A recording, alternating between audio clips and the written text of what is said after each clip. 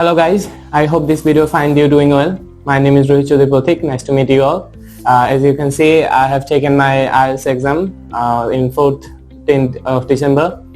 So I have got the overall score band 7.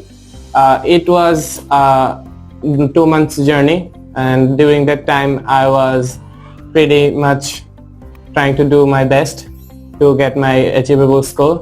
Although minimum requirement for my application was 6.5, I was striving to doing well. So in this journey, there are a few people that I must thank.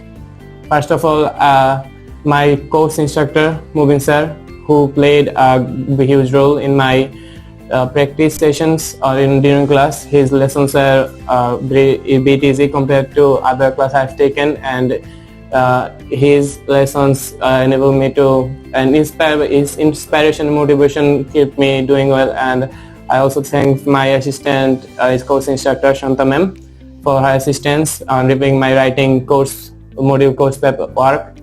And last of all, it is a hard journey for most of you, but I hope that you guys do well and don't lose your motivation and hope.